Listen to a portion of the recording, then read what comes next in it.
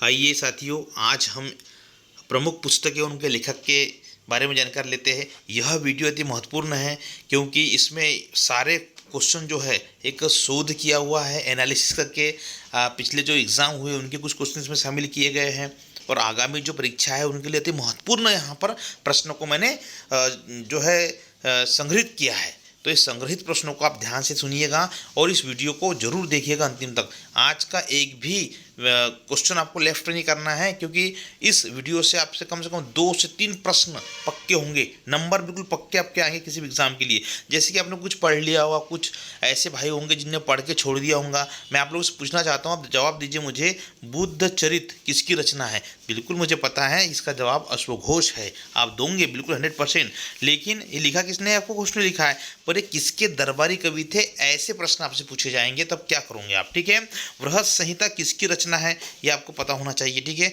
अब देखिए, पुष्यभूति वंश के महान शासक रह चुके हर्षवर्धन, इनकी 3 रचनाएं, इन्हें नाटक लिखी है इन्होंने संस्कृत में। इनके नाटकों का नाम बताइए। तो आइए हम ऐसे प्रश्नों को आगे हल करते हैं और बड़े मज़ेदार प्रश्न हैं आज के। बिल्कुल वीडियो के अंतिम तक बने रहिए। देखिए, पहला प्रश्न बिल्कुल बहुत जानकारी मिलेगी, की पूरी डिटेल के साथ पढ़ेंगे हम लोग। तो पहला प्रश्न है, हितोपदेश नामक पुस्तक के लेखक कौन है?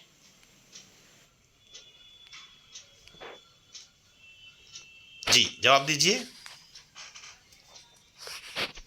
ओके, सही जवाब सुनिए आप, ये है नारायण पंडित जी। जी हाँ, इसका सही जवाब क्या है? नारायण पंडित जी। यहाँ देखिए, ये क्या है, इन्होंने क्या ली? इस कथा, ये कथाएं है। क्या है? ये कथाएं है। तो इसमें कथाओं में क्या है भाई? तो जानकारी देखिए, इसमें क्या है? पशु पक्षी पर आधारित। क्या पे है ये? पशु पक्षी जो जानवर है ना, इन पर आधारित कहानियां हैं। यह संस्कृत में लिखी है। क्या में लिखी है? संस्कृत में लिखी है। और इसका अंग्रेजी में अनुवाद किसने किया है? अंग्रेजी में अनुवाद प्रश्न पूछा जा सकता है। इसका अंग्रेजी में अनुवाद किसने किया है? तो सोनालिका कौल ने। किसने? सोनालिका कौल ने इसका अंग्रेजी में अनुवाद किया है। ठीक है, और जर्मन में भी इस पुस्तक का अनुवाद हो चुका है। ये है, इसके अनुवादक कौन है? फ्रेडरिक मैक्स मुलर जो है इनके अनुवादक है। और इसमें पशुओं को जो है नीति के बारे में बताया गया है और जो नीतियाँ होती हैं उनके बारे में पशु के माध्यम से हमारे व्यक्तित्व को, इंसानों को इसमें समझाया गया है। ठीक है, आइए अगला प्रश्न हम लोग देखते हैं। नेक्स्ट क्वेश्चन हमारा, शाहनामा का लेखक कौन है? बहुत ही अच्छा है, जवाब दीजिए। जी, सही जवाब फिरदौसी। ओके, ये जो है फिरदौसी जो है, ये किस भाषा में लिखी है पुस्तक फिरदौसी साहब ने? तो यह है जो है फारसी भाषा में। किस भाषा में? फारसी। किस भाषा में? फारसी भाषा में यह ग्रंथ जो लिखे है। इसमें अरब फतह के पूर्व ईरानी शासकों का वर्णन है। 636 ईस्वी के आसपास की बात करते हैं हम। ठीक है, इसके शासकों का वर्णन इसमें मिलेगा। फिरदौसी जो है फारस के रहने वाले एक व्यक्ति है। ठीक है, जो 977 से 1000 ईस्वी के बीच इन्होंने इसको लिखा है। ठीक है, और इसमें लगभग 50,000 दोहे हैं। कितने हैं? 50,000 इसमें दोहे शामिल किए गए हैं। जी हाँ, अगला प्रश्न देखिए आप, क्या है अगला प्रश्न? निम्न में से कौन सी रचना कालिदास की नहीं है? कौन सी रचना कालिदास की नहीं है?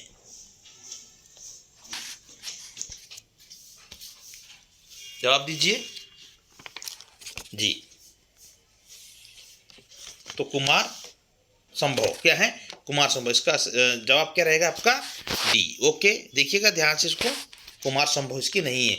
तो इसमें ये आपको ध्यान रखना है कि कौन सी रचना नहीं है। देखो, मुद्रा राक्षस नहीं है क्या? अभिज्ञान शाकुंतलम। निम्न में से कौन सी रचना कालिदास की नहीं है? रघुवंशम है, अभिज्ञान शाकुंतलम है, कुमार संभव है ना? तो मुद्रा राक्षस नहीं है। क्या है? मुद्रा राक्षस इनकी रचना नहीं है।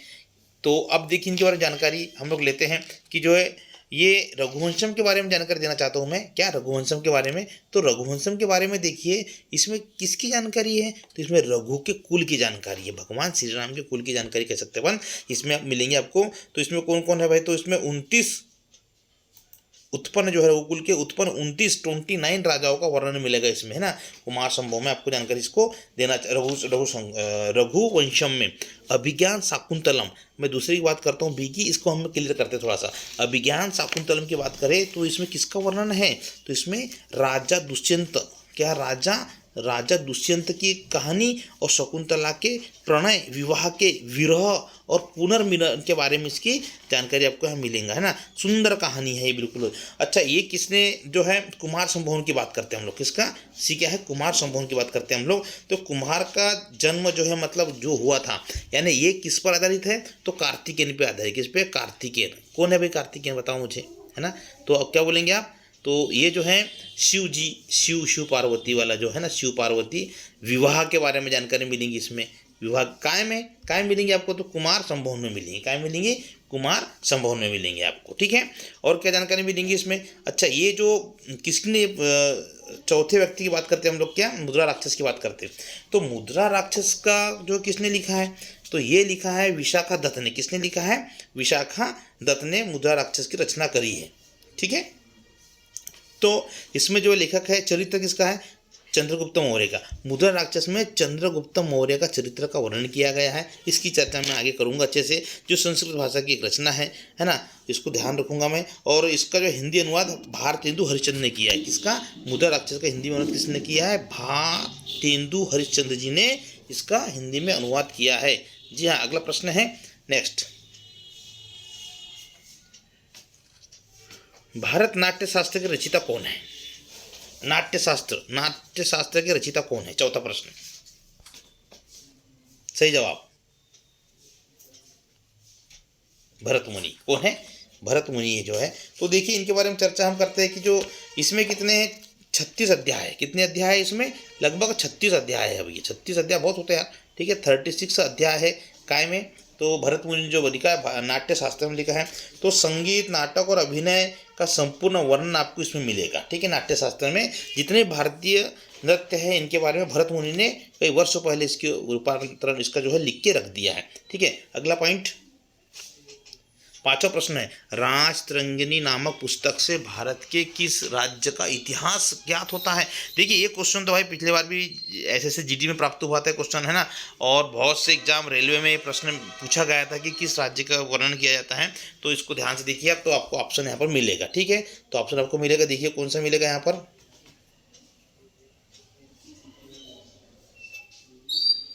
ओके, तो सही जवाब दीजिए आप,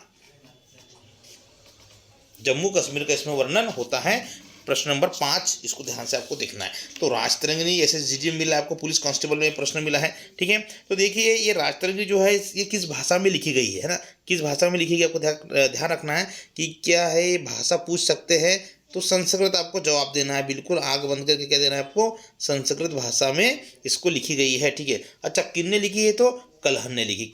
किसने लिखी है, राजतरंगिणी नामक पुस्तक से भारत के किस राज्य का वर्णन है, तो किसने लिखी है, जम्मू कश्मीर का वर्णन तो है, लेकिन किसने लिखी है, कलहन ने लिखी है, कलहन, ठीक है।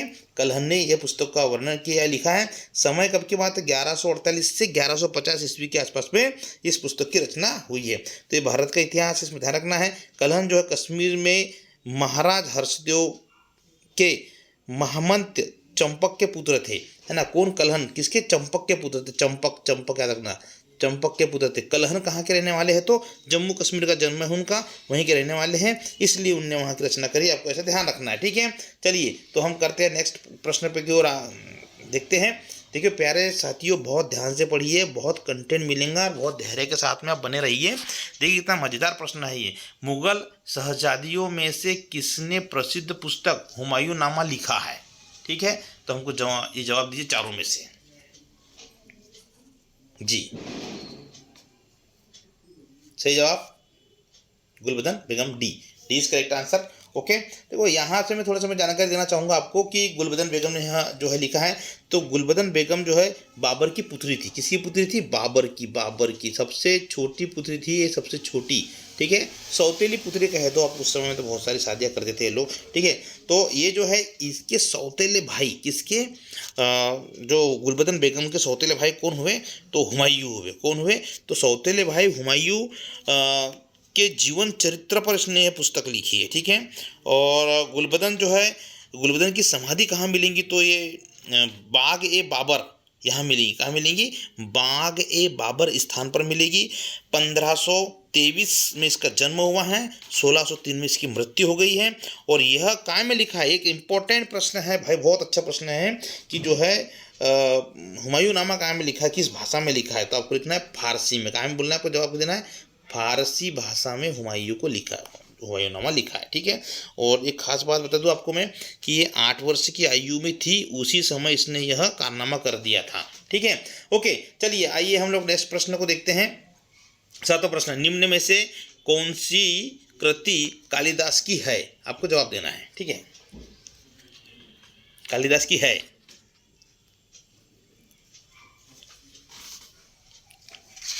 आ गया जवाब जी। तो मालविका अग्निमित्रम कालिदास की कृति है, ठीक है। तो देखिएगा, इसके बारे में जानकारी लेते हैं हम लोग, तो इसको ध्यान से समझिएगा, बहुत अच्छे कंटेंट यहाँ मिलेगा आपको। तो यहाँ मालविका अग्निमित्रम जो है ये इनकी हैं, बाकी इनकी अन्य रचनाएं नहीं हैं, ठीक है। यह संस्कृत नाटक है, क्या है ये, संस्कृत का एक नाटक है, संस्कृत में लिखा एक नाटक है, ठीक है, संस्कृत का है, आपको ध्यान रखना है। और कालिदास की प्रथम कृति है ये। बहुत अच्छा प्रश्न आपको मिलेगा कि कवि कालिदास की प्रथम कृति कौन सी है, तो प्रथम कौन सी आपको जवाब देना है, मालविका अग्निमित्रम है। इसमें मालव देश की राजकुमारी मालविका तथा विदिशा के राजा अग्निमित्र, है ना, विदिशा के राजा अग्निमित्र के साथ में प्रेम विवाह का वर्णन है। इसमें श्रृंगार रस प्रधान है, क्या है, श्रृंगार रस प्रधान है।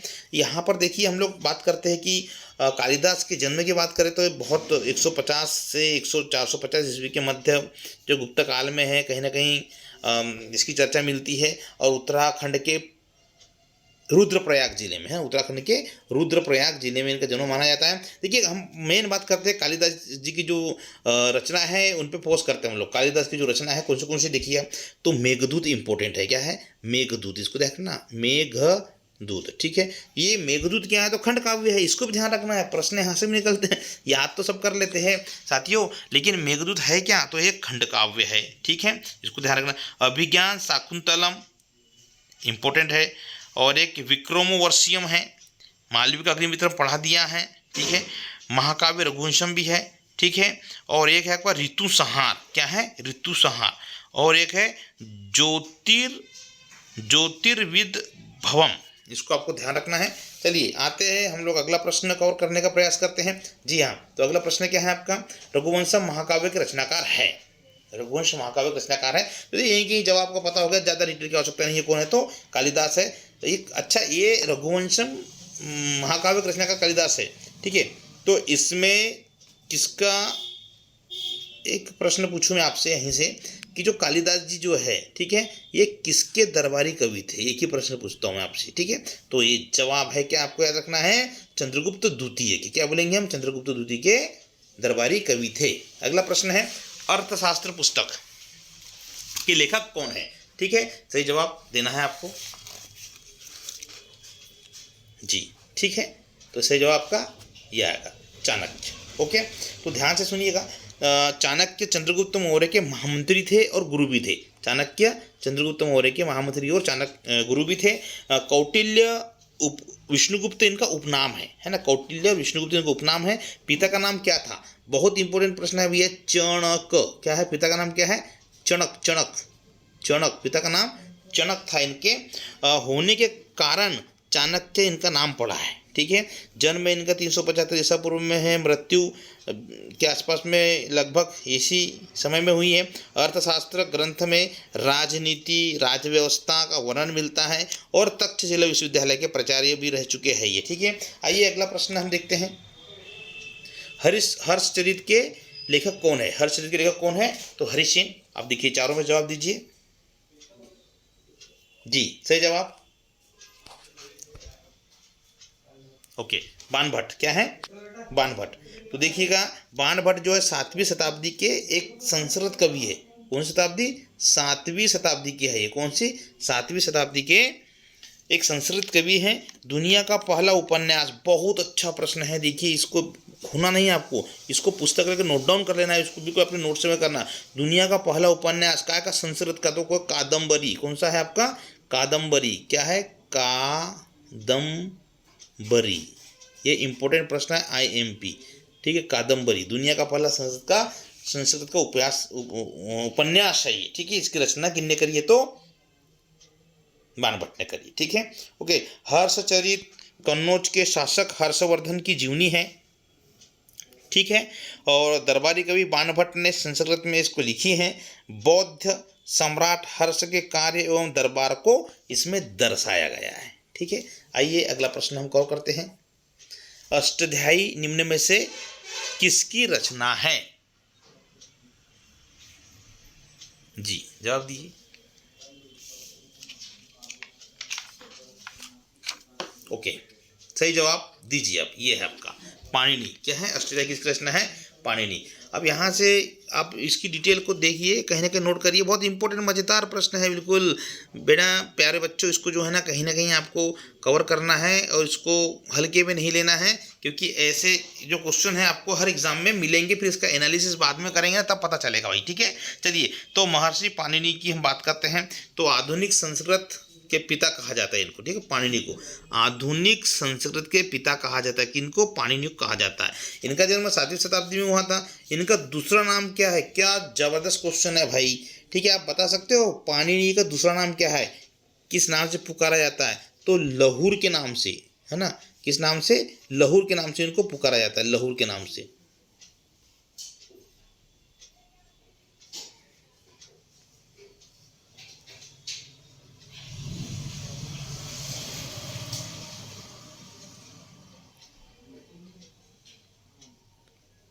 लहुर के नाम से इनको पुकारा जाता है, इनको ध्यान देना है। और एक है इनका सालातुरीय करके भी कहा जाता है। इनको क्या पुकारते हैं? सालातुरीय, सालातुरीय। आप मैं बोल भी रहा हूँ, उसको सुनिएगा आप। सालातुरीय भी इनका एक उपनाम है। बहुत ही अच्छा प्रश्न है भैया। ओके, चलिए, तो देखिए हम लोग देखते हैं कि अष्टाध्यायी की बात करते हैं। अष्टाध्यायी में इसमें 8 अध्याय है। कितने अध्याय है इसमें? 8 अध्याय है। प्रत्येक अध्याय में 4 पद होते हैं। कितने हैं प्रत्येक अध्याय में? इसमें कितने हैं? 4 पद हैं। और इसमें किसकी चर्चा की है, क्या विषय मिलेंगे आपको? तो एक व्याकरण है, इसमें संज्ञा है, विभक्ति है, समास है, आदि बहुत सारे इसमें ये। और इसकी जो है रचना 8वीं ईसा पूर्व के आसपास में इसकी रचना हुई थी। ओके, आइए नेक्स्ट क्वेश्चन कवर करते हैं। 12वां वाला, निम्न में से कौन सी पुस्तक कालिदास द्वारा नहीं लिखी गई है? जवाब दीजिए। जी सही जवाब, मृच्छकटिकम कालिदास जी द्वारा नहीं लिखी है। तो फिर क्या है ये मृच्छकटिकम? ये रचनाकार कौन है इसके? तो यह महाराज शूद्रक है। इसके रचनाकार कौन है? महाराज शूद्रक। किसके? मृच्छकटिकम के रचनाकार कौन है? महाराज शूद्रक है। बाकी जो है ये सब जो है, अब हम बात करते हैं कि ये इस पे चर्चा क्या है। तो ये मृच्छकटिकम क्या है, तो इस पर हम बात कर लेते हैं। ये मृच्छकटिकम के बारे में चर्चा करते हैं। तो इसमें देखिएगा, ये जो है मृच्छकटिकम जो है, इसमें मिट्टी का एक खिलौना या गाड़ी है। ये क्या है? मिट्टी का खिलौना या गाड़ी, एक भावनात्मक रूप से उसको माना गया है, ठीक है। ऐसा एक संज्ञा दी गई है। इसकी एक पृष्ठभूमि है। और पाटलिपुत्र का जो चल रहा था ना, पाटलिपुत्र का में सिंहासन, पाटलिपुत्र है ना, आज वो उसका नाम क्या हो गया? पटना हो गया। पाटलिपुत्र की जो राजनीति थी उस पर इसमें चर्चा हुई है, ठीक है। और इसमें क्या बताया गया है इसमें? तो इसमें जैसे सामाजिक भ्रष्टाचार पर, भ्रष्ट राजा के बारे में बोला गया है कि एक है ना भ्रष्ट राजा होता है। न्याय, राज शासन व्यवस्था, सामाजिक दशा, इन सब पर आधारित कुछ यहाँ पर वर्णन आपको मिलेगा हम जब इसको पढ़ेंगे तो, ठीक है। तो कौन सी पुस्तक है भाई इसकी? मृच्छकटिकम का आपको ध्यान रखना है। आइए अगला प्रश्न हम देखते हैं। चरक संहिता क्या है? चरक संहिता निम्न में से किससे संबंधित है? ओके, तो आप 4 ऑप्शन दे रहा हूं, जवाब दीजिए। ये लीजिए।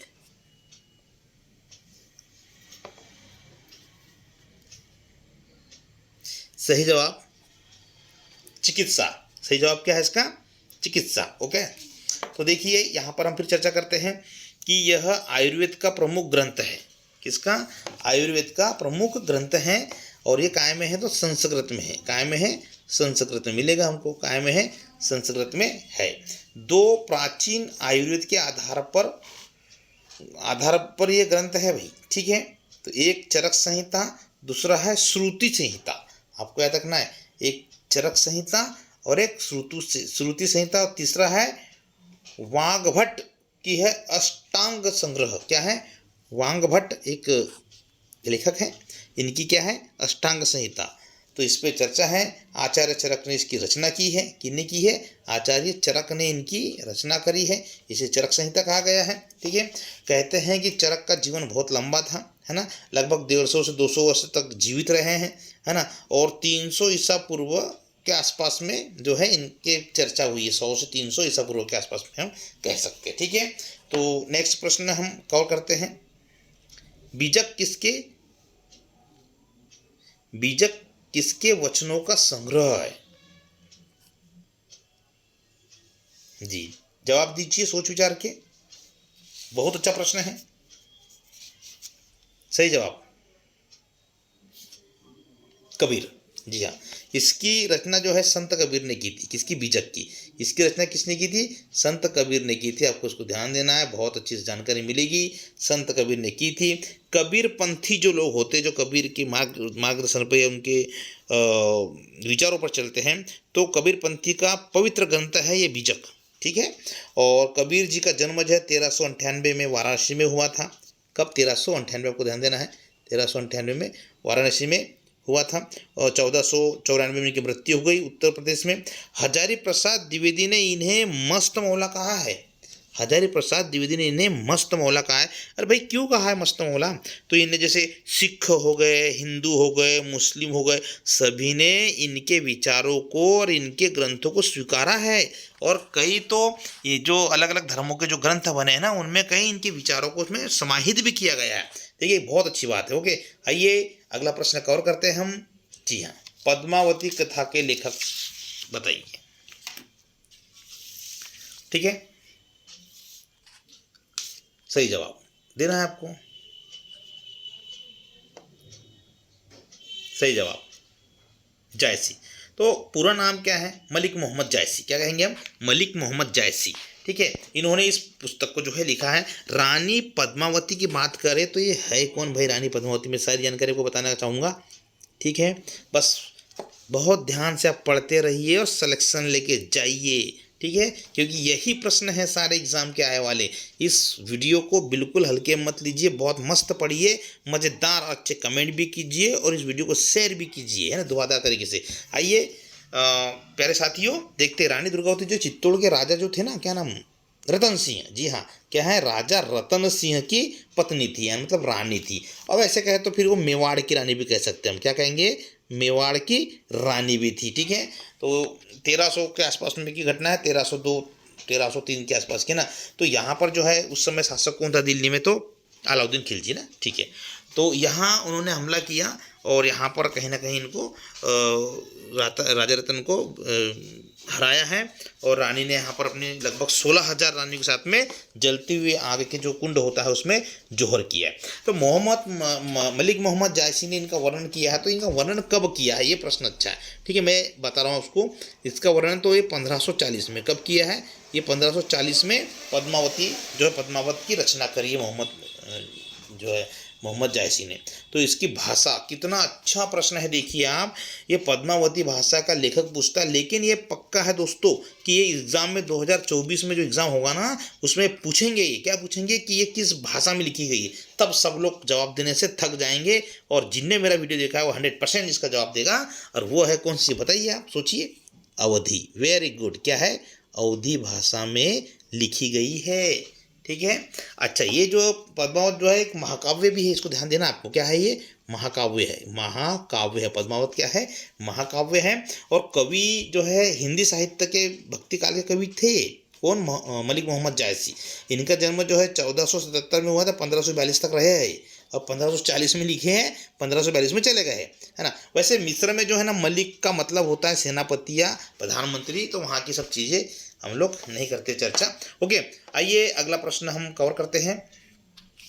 यह है प्रश्न, काव्य दर्शक नामक ग्रंथ की रचना किसने की? तो जवाब तो सामने है आपके, आपको जवाब देना है। काव्य काव्यदर्श नामक ग्रंथ की रचना किसने की? सही जवाब दंडी ने। वाह भाई वाह, दंडी ने। आइए बात करते हैं हम लोग, ये जो दंडी जी है इनका जन्म कब हुआ इसकी चर्चा करते हैं। 550 ईस्वी में जन्म हुआ है, 650 तक रहे हैं ये। संस्कृत भाषा में काव्य दर्शक का प्रथम रचना है, इनकी रचना है ये प्रथम, दंडी की प्रथम रचना। इंपॉर्टेंट प्रश्न है, दंडी की प्रथम रचना है ये, ठीक है, काव्य दर्शन, ठीक है। और एक रचना, इसकी दूसरी रचना क्या है? 10 कुमार चरित, इसको याद रखना है, क्या है? 10 कुमार चरित। और एक है मृच्छकटिक, क्या बोलेंगे अपन? मृच्छकटिक। मृच्छकटिकम अलग है, ये मृच्छकटिक है दंडी जी की। Okay, next point, question number 17। जी हाँ, ये क्या हो गया? खतरा। ओके, डोंट वरी प्यारे मित्रों, मैं इसके लिए क्षमा चाहता हूँ, कुछ मिस्टेक हो गई है, फिर भी हम पढ़ेंगे, जहाँ पढ़ने का जुनून है तो भी हम सब देख लेंगे। ओके, क्वेश्चन नंबर 17 में देखिए आप, तो नागानंद प्रियदर्शिका एवं रत्नावली निम्न में से किसकी रचना है? नागानंद प्रियदर्शी की दर्शिका एवं रत्नावली निम्न में से किसकी रचना है? देखिए भाई, कालिदास, विशाखादत्त, हर्षवर्धन, बाणभट्ट। सही जवाब दीजिए आप। हाँ, आ गया जवाब। ओके, हर्षवर्धन, जी हाँ, तो ये किसकी रचना है? हर्षवर्धन जी की रचना है। अब मैं भी इसको थोड़ा सा लिख करके और ख़राब कर दूंगा, ठीक है। आइए वो तो कोई दिक्कत नहीं है, पढ़ते रहिए आप। इसमें हम बात करते हैं नागनंद जो है, हर्षवर्धन के बारे में चर्चा हो गई। ये हर्षवर्धन है कौन भाई? पुष्यभूति वंश के शासक है, ये पुष्यभूति वंश के शासक है हर्षवर्धन, ठीक है। और ये जो है कवि रहे और नाटककार भी रहे हैं, और संस्कृत में 3 नाटक लिखे इन्होंने, संस्कृत में 3 नाटक लिखी। आइए चर्चा करते हैं, हम सबसे पहले बात करते हैं हम लोग क्या, देखो नागानंद जो ऑप्शन में दी है उनकी चर्चा करते हैं। ये जो प्रश्न दिया है नागनंद के बारे में चर्चा करता हूँ मैं, ठीक है। क्या है नागनंद भाई? इसके पहला जो आपको दिया ऊपर में, तो ये नागनंद के बारे में जानकारी दे रहा हूँ ना आपको, ठीक है। तो गरुड़ देवता को खुश करने के लिए, नागों की बलि देने को रोकने के लिए राजकुमार जीमुत वाहन, क्या नाम है? जीमुत वाहन द्वारा अपने शरीर की त्याग करने की कहानी है इसमें, कि नागों का जो है इसमें मत लीजिए आप, नागों की बलि मत लीजिए, मेरा शरीर ले लीजिए। इससे एक रोमांचक कहानी, मजेदार कहानी है बिल्कुल, ठीक है। दूसरा है प्रियदर्शिका, इसमें किसकी कहानी है प्रियदर्शिका में? तो सुनिएगा आप, राजा उदयन है ना, या उद्दीन कहते हम, राजा उदयन और राजकुमारी प्रियदर्शिका की कहानी का वर्णन है इसमें। ओके, आइए रत्नावली की बात करता हूँ। किसकी? रत्नावली के बारे में पूछा है इसमें। तो रत्नावली क्या है? उत्तराखंड में जन्मी। अब देखिए रत्नावली जो है ना, एक विदुषी महिला है। क्या है ये? विदुषी, आपको ध्यान रखना है ये क्या होती है विदुषी महिला। तो एक शिक्षित और एक पुरुषों की तरह कार्य करने वाली और पूरा ज्ञान अर्जित करने वाली महिला है, ठीक है। तो विदुषी महिला की कहानी है इसमें। एक कन्या थी, विदुषी कन्या, ठीक है, उत्तराखंड में इसका जन्म हुआ था।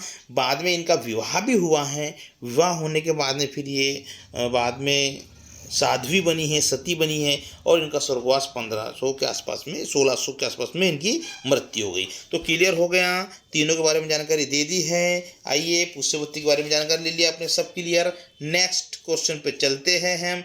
हुमायूं नामा के लेखक कौन था या थी? तो जवाब क्या आएगा आपका? बोलो भाई। हुमायूं, 18 नंबर का प्रश्न है ये, हुमायूं नामा का लेखक कौन थे? ठीक है, जवाब दीजिए जल्दी से, मैं दे रहा हूँ आपको जवाब, ठीक है। गुलबदन बेगम। अच्छा, इसमें चर्चा हो गई थी, दोबारा चर्चा करने की आवश्यकता नहीं है। देखिए कितने मजेदार, अगला प्रश्न कितना इंपॉर्टेंट आपको मिलेगा, देखिएगा, ये आप पढ़ भी नहीं पाओगे आप, इतना मजेदार चीज़ आपको जो है ना मिली है। आइए चल नेक्स्ट करते हैं।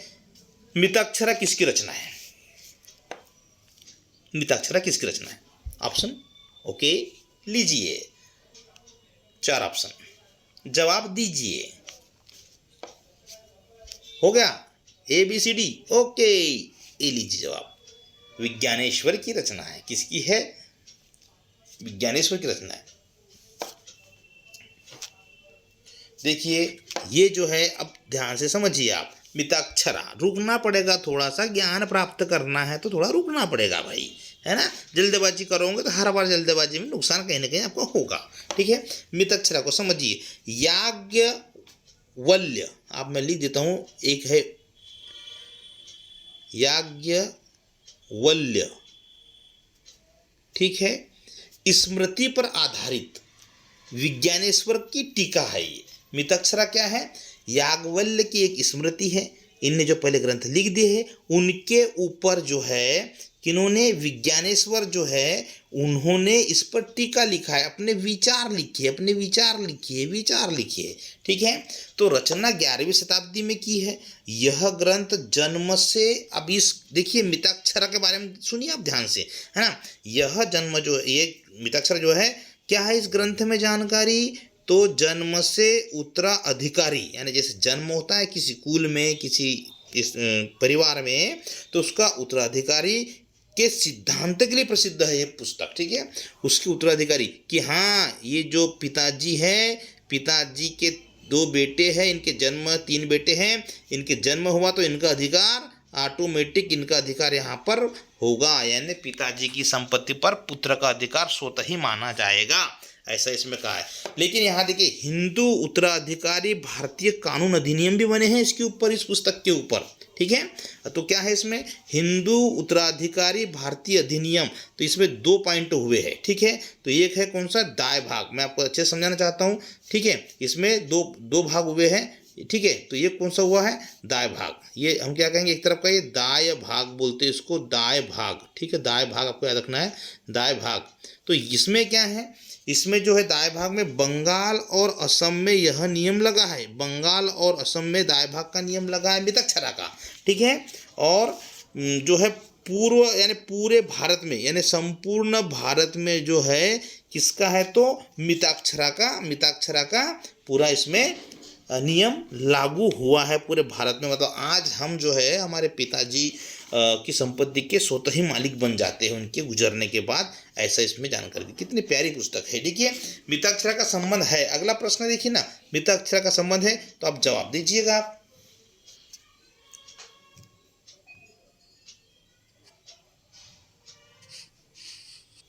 ओके, तो है हिंदू विधि से, बिल्कुल इस पर ज़्यादा चर्चा नहीं करूंगा मैं, तो हमारे हिंदू विधि से ये नियम है। आइए अगला प्रश्न की चर्चा करते हैं हम लोग। लीलावती पुस्तक संबंधित है, आइए भाई लीलावती, तो जवाब दीजिए आप, चारों का जवाब दीजिए, लीलावती का संबंध। ओके ठीक है, गणित से है, किससे है, गणित से। तो भारतीय गणितज्ञ भास्कर द्वितीय, इनको ध्यान रखना, भास्कर द्वितीय, भारतीय गणितकार भास्कर द्वितीय द्वारा 1150 में, कब 1150 में संस्कृत में पुस्तक रची है लीलावती। ठीक है, और इसमें वर्णन काय का है, तो इसमें है गणित खगोल शास्त्र पर आधारित पुस्तक है। 625 इसमें श्लोक मिलेंगे आपको। ठीक है भाई, आइए नेक्स्ट का, संस्कृत ग्रंथ अष्टाध्यायी का संबंध है, काय से है, जवाब दीजिए। ओके, अष्टाध्यायी पढ़ लिया हमने व्याकरण से। नेक्स्ट क्वेश्चन हम देखते हैं, अगला क्वेश्चन देखिए, महाभारत महाकाव्य का मौलिक नाम बता दीजिए आप जी, चारों में से बता दीजिए, जवाब दीजिए। जय संहिता, क्या कहेंगे हम, आंसर डी सही है, जय संहिता। आप देखिए कौरव और पांडव के मध्य युद्ध हुआ था महाभारत में, पता है कि नहीं। और एक चीज है कि ये महाभारत की रचना कैसी हुई, क्या हुई, तो महर्षि वेदव्यास का नाम सुना क्या आपने। ठीक है, महर्षि वेदव्यास जी, इन्होंने इसका वर्णन किया है। और लिखा किसके द्वारा गया, तो भगवान श्री गणेश जी के द्वारा इसको लिखा गया है। वर्णन करते गए हैं वेदव्यास जी और लिखते गए हैं श्री गणेश जी। तो महाभारत का पूरा युद्ध कितने दिन तक चला बता सकते हैं आप लोग, तो 18 दिन तक चला है। जी हाँ, कितने दिन तक, 18 दिनों तक युद्ध चला है। कहाँ पर, तो कुरुक्षेत्र में युद्ध संपन्न हुआ था। तो 3री शताब्दी के ईसा पूर्व के आसपास में युद्ध संपन्न हुआ था। आइए अगला प्रश्न हम कवर करते हैं, बिल्कुल जी हाँ। तो अगला प्रश्न हमारा देखिएगा, बुद्ध चरितम निम्न में से किसकी कृति है, तो जवाब दीजिए।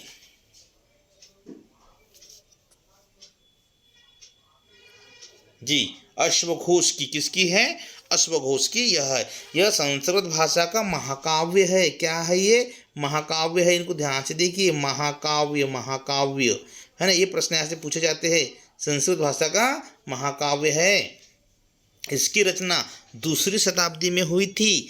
गौतम बुद्ध का जीवन चरित्र इनमें का पूरा वर्णन है इसमें। अश्वमेध, अच्छा अश्वघोष की एक बहुत अच्छा क्वेश्चन लगाता हूँ मैं। अश्वघोष जो है किस महाराजा के दरबार में कवि थे? आपको देना है जवाब, दीजिए जी। यह है कनिष्क के दरबारी कवि थे। किसके? कनिष्क के दरबारी कवि थे। कौन? अश्वघोष। इनको आपको ध्यान रखना है। आइए अगला प्रश्न पढ़ते हैं हम लोग। हमारे इस वीडियो को अभी तक बने रहने के लिए आपका बहुत बहुत धन्यवाद साथियों। एसएससी जीडी, रेलवे और एसएससी का सबसे बड़ा बैच हमारे यहाँ चालू हुआ है ना। तो आप सभी लोग जो है प्रयास करिए कि इस वीडियो को अधिक से अधिक शेयर करें और देखें सारे क्वेश्चन। आप खुद भी अब जब एग्जाम देके आओगे ना तो आप पछताओगे बाद में, उससे पहले इस वीडियो को आप 2-3 बार देख लीजिए। ओके, आइए 25वां प्रश्न को देखते हैं। महाभाष्य किसकी कृति है? ऑप्शन दो जी, लीजिए। ओके, जवाब आया क्या? ओके, सोच लिया, लीजिए। पतंजलि। ओके, इसमें जो है ना संस्कृत के व्याकरण का वर्णन है भैया। संस्कृत की व्याकरण, संस्कृत भाषा में सुव्याकरण, व्याकरण। अब ये पतंजलि को इतना फेमस कर दिया हमारे महाराज कौन? योगा वाले। जी हाँ, समझ गए। तो इतने पतंजलि, तब आप भूल जाओगे कि इनकी रचना भी क्या पतंजलि की। योगा तो है ही भाई, योगा तो है, लेकिन महाभाष्य भी तो रचना है पतंजलि की। तो ये आचार्य पतंजलि हैं, तो ये मुनि हैं। ठीक है, तो देखिए व्याकरण की इसमें चर्चा होती है। संस्कृत का व्याकरण है इसमें। महान आचार्य पाणिनि और कात्यायन जो थे, यह पतंजलि द्वारा लिखा गया एक टीका है। क्या है ये? एक टीका है, मतलब इन्हें अपने विचार दिए है पतंजलि जी ने इनके ऊपर। और इसमें जो है प्रमुख 3 सूत्र दिए गए या 3 कृतियाँ है इनकी वाली। तो यह योग सूत्र, आयुर्वेद ग्रंथ। ठीक है, तो आपको ध्यान रखना है पाणिनि की क्या क्या जवाब देना है आपको। पतंजलि, ठीक है, इनकी क्या है? योग सूत्र है, आयुर्वेद है और महाभाष्य पर इनने टीका किया है। ओके, अगला प्रश्न है नीति शतक के लेखक कौन? जवाब के लिए ऑप्शन 4 लीजिए। ओके, सोचिए सोचिए, दीजिए जवाब। बस इतना समय मिलता है एग्जाम में। रेडी, आंसर दो। यस, भर्तृहरि। तो देखिए इस पर चर्चा करता हूँ मैं भर्तृहरि के बारे में। तो इसमें नीति शतक के लेखक कौन है? तो भर्तृहरि हैं। इनमें इसमें लोक व्यवहार पर वर्णन है। क्या है? लोक व्यवहार पे वर्णन किया है। क्या है, एग्जाम का पैटर्न ऐसा है, क्यों ना विषय पूछने लग गए ना आजकल परीक्षाओं में। ठीक है, तो हमारा एक दूसरा और एक वीडियो आएगा जिसमें बहुत सारी पुस्तकों पर चर्चा होगी। ठीक है, तो लगातार इसके 2-3 वीडियो बनेंगे और 30-30 क्वेश्चन आपको हमेशा मिलते रहेंगे। ठीक है, तो इस लोक व्यवहार, इसमें है लोक व्यवहार पर वर्णन है। ज्ञान की बात है, इस पे अज्ञानता पर लिखा है। इसमें लोभ है, धन है, मोह है, माया है, अहंकार है, दुर्जनता है, इत्यादि सब सब्जेक्ट पे यानी विषयों पर यहाँ पर चर्चा की गई है भर्तृहरि जी ने। तो ये मैं आपको और एक पूछता हूँ प्रश्न, भर्तृहरि जी की और 1-2 रचना के नाम बता दीजिए, आपको याद होगा तो। बिल्कुल सोचो सोचो, बताओ। हाँ, पढ़े लिखे लोग हैं जिन्हें बहुत तैयारी की, वो बता सकते हैं। जो सीख रहे हैं उनके लिए तो मैं बता ही रहा हूँ। ठीक है, ओके। वैराग्य शतक, क्या बोलेंगे आप? वैराग्य शतक। ओके, वैराग्य शतक। दूसरा श्रृंगार शतक। ओके, क्या है? श्रृंगार शतक। ये है उनके। और एक हो गए नीति शतक। 3 शतक हो गए भाई, इनको आपको ध्यान रखना है। आइए अगला प्रश्न कवर करते हैं। बिल्कुल अंतिम पड़ाव पे जा चुके हैं हम। बिल्कुल, वृहत संहिता के रचनाकार कौन है भाई? मैं ऑप्शन दे रहा हूँ पहले तो। हाँ, वृहत संहिता का रचनाकार। अब ऑप्शन को सोचिएगा ध्यान से। ये लीजिए ऑप्शन जी। तो आप दीजिए जवाब भाई, कौन है? वृहत संहिता। 2 जवाब। ओके, वराहमिहिर जी। वाह भाई, क्या बात है, वराहमिहिर जी। ये 6ठी शताब्दी में संस्कृत में रचित एक विश्वकोश है। क्या है ये? विश्वकोश है। आप इसको समझिए, विश्व के बारे में जानकारी है, विश्वकोश है। वराहमिहिर जी गणितज्ञ थे। ठीक है, खगोल शास्त्र, ग्रह की गति, ग्रहण, वर्षा, वास्तुशास्त्र, फसलों के बारे में जानकारी, इत्र निर्माण, रत्न, मोती एवं ढेर सारे कर्म कांडों का इसमें वर्णन मिलेगा हमको। ठीक है, आइए आगे हम बात करते हैं। नेक्स्ट, किराता अर्जुनियम किसकी कृति है? किराता अर्जुनियम किसकी कृति है? यह है भैया आपका 28वां प्रश्न। दीजिए जवाब। बहुत अच्छा, पीएससी की तैयारी करने वाले भी इसका जवाब देने में सोचना पड़ेगा आपको। ठीक है, जवाब लीजिए। जवाब भारवी। कौन है इनके? भारवी। ठीक है, तो 17वीं जो है 7वीं सदी के आसपास की बात है। इस समय यह किराता अर्जुन नियम लिखी गई है। यह महाकाव्य है। क्या है ये? महाकाव्य है। महाकाव्य पढ़ा? ओके, महाकाव्य। ठीक है भाई, तो इसमें क्या है? महाकाव्य महाभारत के वन पर्व का वर्णन है इसमें। क्या उससे लिया गया? कैसे? वन पर्व से। वन पर्व से लिया गया है। वन पर्व से, जब ये अज्ञातवास में रहे होंगे, इसका अंतिम जो दौर था महाभारत का, उस समय की चर्चा है। तो इसमें वर्णन किस बात का है? किराता अर्जुनियम में है किसकी चर्चा? तो मुख्य रूप से इसमें शिव भगवान जो है, भगवान शिव और अर्जुन के मध्य युद्ध का वर्णन आपको इसमें मिलेगा। तो प्यारे दोस्तों देखिए, अब अंतिम तक आप बने हो, इसको वीडियो को और अंतिम तक देखिए आप। अब 2 प्रश्न बचे हैं। जी हाँ, आइए। मृच्छकटिकम, एक मृच्छकटिक अलग थी, ये मृच्छकटिकम किसकी रचना है? आ गया जवाब? बस हो गया। ठीक है, ये लीजिए पानी।